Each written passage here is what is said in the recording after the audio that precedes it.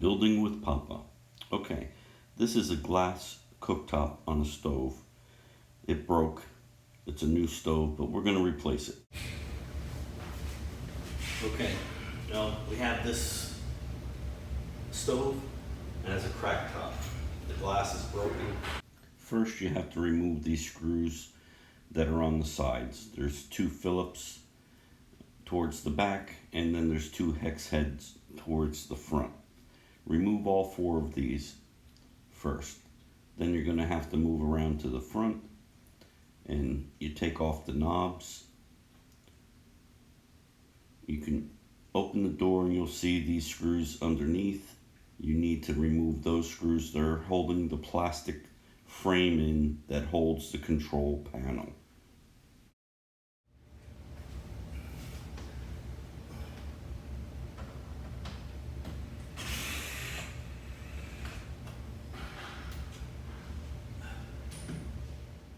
Now these plastic nuts that when you remove the handles, these little plastic nuts are just holding this faceplate on. Remove them, they'll come off very easily.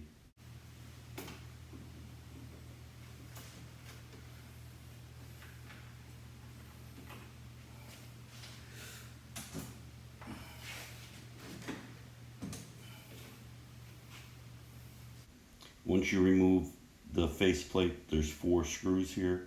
Remove them and you'll be able to pull out the control panel.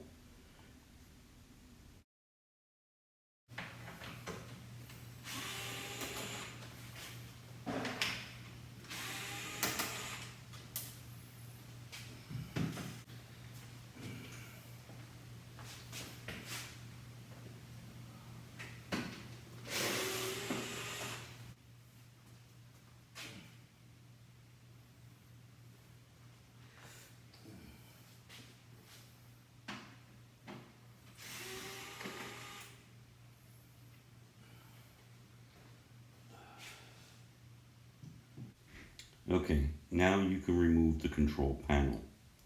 Slide it out. The wires are all attached, but this is going to expose the screws that are still attached to the cooktop. Alright, these screws right here is what I'm talking about. Unscrew these, you'll take off the plastic that holds the control panel, and then you're going to find more screws that holds the cooktop in place. So remove them, and the plastic cover will come off, and then you can unhook all the wires and then pull everything out of your way. And yes, we have more screws. This is the actual plate for the cooktop. So you have to detach these screws and you'll be able to lift up the cooktop. These screws are actually attached to the base. Alright, we lift it up and we find that our wires are coming up through this plate, and they have a plastic clip that is holding the wires together. So we take these clips apart. Don't worry about it, you can't mess them up. They go in a specific way. Then also there's a little white clip that is holding all the wires bunched together to the bottom plate. It's just a squeeze type or push in type. So you squeeze the ends and push it back down to release the wires. You can see it right here. That's the bottom part. And inside the plate, it's up at the top. Squeeze the two ends together and push it down. Okay, now once you release this, you have the wires will be free. You'll be able to pull them out. Then take your cooktop and flip it over. This will expose all the heating elements that you're going to take out. Okay, this is little square white piece is actually what shows you that the heating surface on your cooktop, when they're hot, it lights up. I took these two wires off, but you really don't have to. Here's another clip that's on the side that holds the wires to this frame. Take that little clip off, put it aside, don't lose it so that you can have it. Now this, I use my knife to press in the side and then lift up that end and it comes right out. Now you want to remove the heating elements themselves. It's a little pressure clip. Get your screwdriver in there, pushes it forward because the center sits inside the little hole and holds the heating element in place. So release all of them. There's two on each heating element. One of them has a screw. Just unscrew it. That clip comes off. Put all your clips in a certain place so that you know where to find them. I had a rolling trash can and I took the box and I just flipped them over right on top of the box, so I kept all the wires together. I didn't disconnect them all. As you can see in the top, it actually has 5 holes. The center one is just for the warmer. Alright, get this out of the way, and now we're going to clean it up a little bit. Broken glass. We're going to take out the new one. Okay, cut your cardboard box, put a piece of cardboard in place so when you put your new top on it, you're going to be putting it glass down. I put the front towards the front, and that's what I'm pointing to, so that you have it exactly how it's going to sit back in there, and all your heating elements, once you flip them over, are going to fit in the proper place. Now I put all my clips in first, got them ready, and right there I messed up and I put them on the warmer. So don't make that mistake, because then you're going to be looking for 2 more clips that are not there. Well, anyway, I figured it out and I changed them, and now I put the heating elements in, just flipping them over so they all went right to the exact place they were on the old top.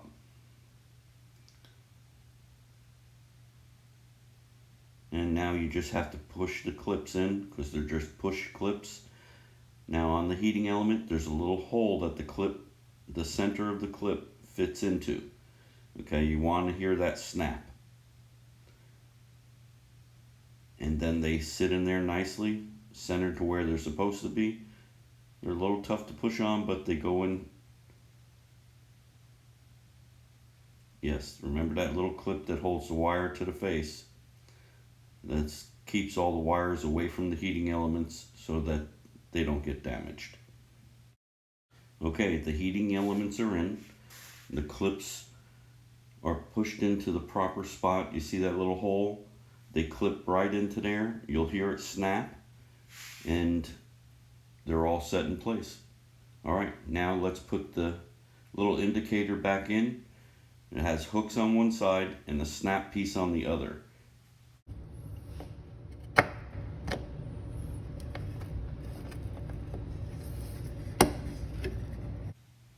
Okay, now we're ready to put the new top back on. Be careful. Remove the cardboard. Flip it over. Get your wires through. Alright, now set it in place. And remember that little white clip. You go underneath And all you have to do is push it in, and it's going to hold those wires and keep them from touching the base that when you're cooking with the oven might melt the wires. These are very good wires, but the clip is there for a reason, so put it back. All right, now we're just reversing the process. We got all these screws. We just start working our way around the top, getting them all back in place where they originally were. They're all pretty much the same size. I think there was 2 smaller than the rest, and there were 2 Phillips on the side and the back. Other than that, pretty much all the screws were the same size. So take a video or take a picture if you're not sure, but it's pretty self-explanatory when you go around where these are going. Plug your wires back in. Okay, remember, don't worry about the wires. You're not going to mess them up. You can't put them in the wrong slot. They're set up specifically so it's going to go into the correct position. All right, now we're going to put the plastic shroud in, get all these screws in so that we can reset the control panel. It's a lot of little screws on this top. Just work your way around and find all the locations.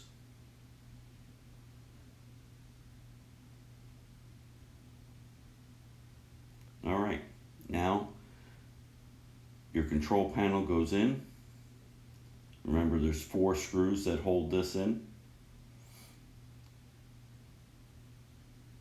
Manipulate the wires a little bit so that it sits in firmly. Screw it down.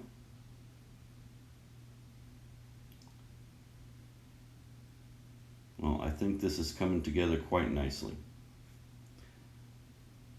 You can buy these stoves that are brand new with a broken top.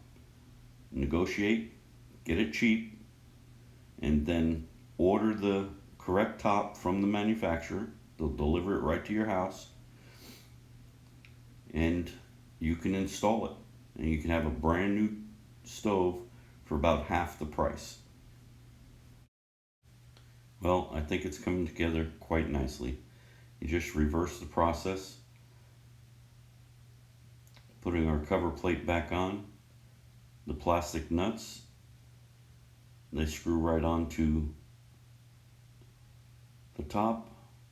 You just put them on hand tight and they'll be fine. You don't have to wrench them down with a wrench. Clean up everything really good. And now we put our handles on, and then we just have to put it in place, plug it in, and let's see how she works. Now you have a brand new stove for half the price. Just a little bit of labor. Didn't take very long to do this. Well, I hope you enjoyed this video.